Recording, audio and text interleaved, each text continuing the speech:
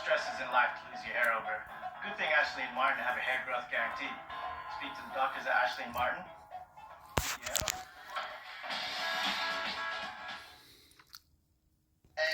And some of those, you asked about like some of the jokes that I thought really worked. Let me give you an example. His son's fighting at the dinner table, and he says to them, "Guys, no fighting at the table. I've told you this." And to me, it's like, right, they're like Happy Gilmore. They're aggressive and they're quick to start fighting. And then he finishes off that statement going, "I told you, only fighting in the basement." I thought that was funny. Oh. I'm excited to be returning to Chicago, performing at the Lincoln Lodge for the first time for my own brand of sit-down comedy. Get your tickets now by going to doubletoastedchicago.com, and I'll see you soon.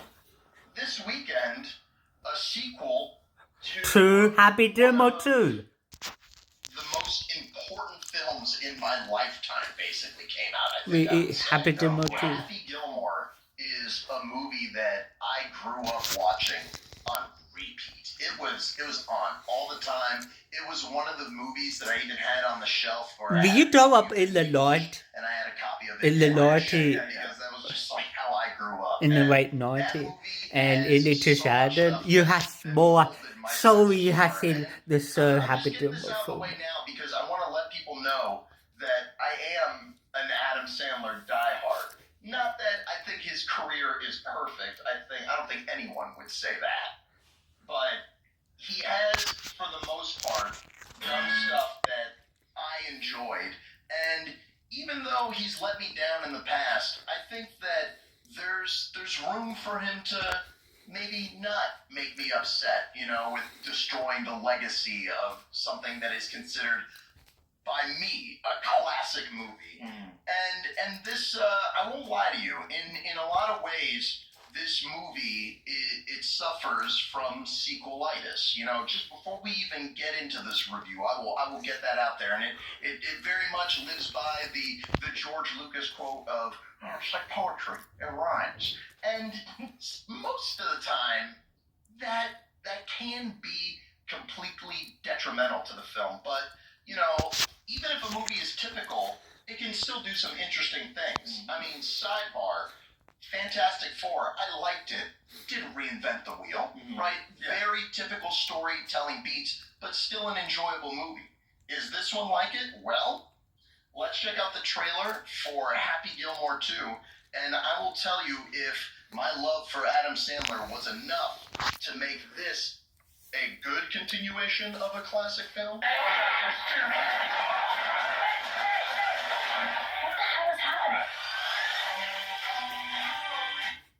Was that you watching this movie? Yeah, the whole time. Okay. The entire time. Okay, just making sure. Pixie 2, apparently.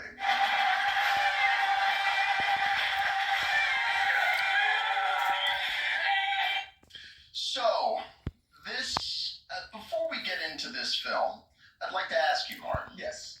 Have you seen the first Happy Gilmore? I have. Okay, and the reason I'm asking you is because Corey, I wish he was here for this, he hasn't seen the original film. Right. And but let me start out this review by asking you, what do you think of the original film? So, most Adam Sandler movies I don't care for. And I mean like the pure Adam Sandler movies. Not like Punch Drunk Love or Uncut Gems or Spanglish. And I don't mean the ones with Drew Barrymore, because those are elevated. But yeah, they have a really incredible chemistry when they work together. Yeah. But all the ones with Adam Sandler as the yelling man-child, I didn't like any of those except for Happy Gilmore. That was the one that I didn't see when it came out, but when I did watch it, I was like, oh, this was actually funny. I was going to say, Happy Gilmore film. Like Adam Sandler, And the Wilson actually work. and Billy Madison are the two. And Billy Madison somehow work at me. Okay, but we can meet in the middle at Happy Gilmore. Yeah. And as much as some people would disagree, I wanted to bring up the original just for a second because I think the original set the bar incredibly high. I think that not only is the original a classic comedy, but I think that it uses like some really good storytelling, especially like in the beginning of the film. And part of what makes this first movie so successful, I think, is why I think this sequel works for me. Because they know why people are here for this movie. They know that people love Adam Sandler. They know that they're here to see this character. But is it enough for them? I would say yes. For me, I was pleasantly surprised by this movie, where I thought that they continued these characters, and there was a lot of like, even though it's a lot of repeating jokes, it's like repeating a running gag. You know, it's like continuing a running gag from the previous film. That's the worst kind of comedy, is continuing a running gag. Because running gags don't know when to stop running. Well, but with someone like Happy Gilmore, and the reason I pulled up the opening of the film is because this sets up the characters so well, and because there's new characters in the movie who are his kids, they start doing some of these things, and I think that continuing a joke like this really works. But let me show you what the opening of the original film had in it. I had a lot of different jobs. I was a road worker, a janitor, a security guard.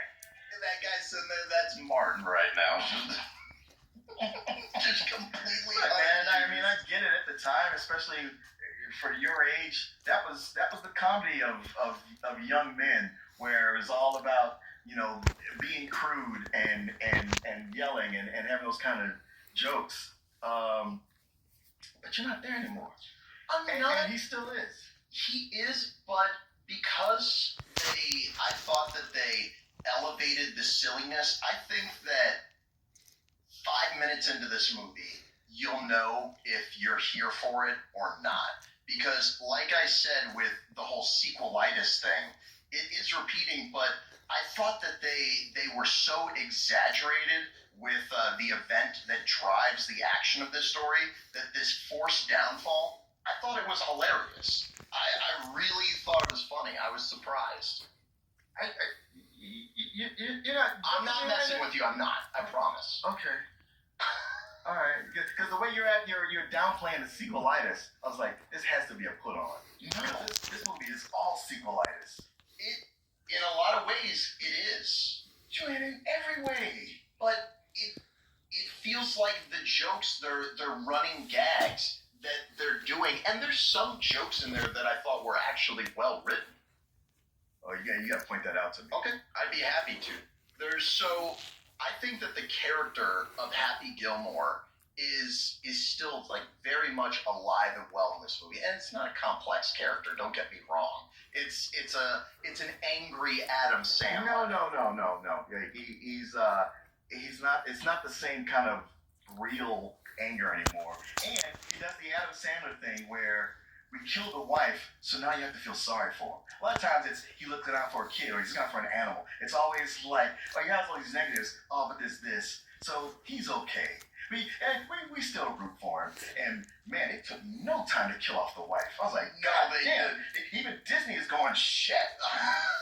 But that's what I liked that they did that, because it caught me so off guard, and I thought that it was like, all right, that's a good way to put your character back at the bottom again. It's a cheap trick for storytelling, no doubt about it. But in between that montage and like the way that the story was starting, I thought that for the most part they were delivering on some of the lines, some of the jokes that I thought really worked. Like, I don't have it pulled up right here immediately, but what did you think of his kids or some of the other characters? Because let me just start out by saying that I don't think that each of his 4 sons are individualized characters, but they come across like almost as like like one character as a group.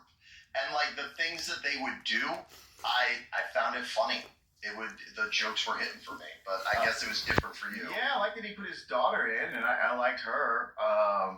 But the sons, I could have completely done without that. See, I thought that the sons had good payoff. I thought that they had good payoff in there, and I can totally understand someone not being into it. But this character, seeing him back in action, for me, it really worked. And some of those, you asked about, like, some of the jokes that I thought really worked. Let me give you an example. His son's fighting at the dinner table. Yeah. And he says to them, guys, no fighting at the table. I've told you this. And to me, it's like, right. They're like Happy Gilmore. They're aggressive and they're quick to start fighting. And then he finishes off that statement going, I told you, only fighting in the basement. I thought that was funny. Oh. Okay, I mean that joke was pretty well telegraphed, but all right. Okay. To each their own. Okay. I'll just say that there was a lot of stuff in here that I think is silly, and it's not even like 100% original, but within the Happy Gilmore frame of it all, and some of the things they said, like when they referenced him on Jeopardy. Like I guess I'm an easy audience member because things like them someone trying to guess his name as an answer and calling him Skippy, that got the normal golf league by doing his new and improved golf, and Happy Gilmore has to step up and save the day. He also needs $300,000 to get his daughter through dance school. Yeah, through ballet school. Ballet school. Which I was first off like, that's not real. And if you didn't already have that money, you wouldn't spend it on that, because once she graduates, is she really going to be a ballet dancer? Because most of them aren't. But she's got the Gilmore name.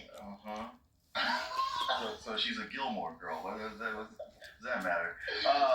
But that whole thing with this extreme ultimate golf that will take over from regular golf. No, it wouldn't. It would just be another novelty thing that would come and go.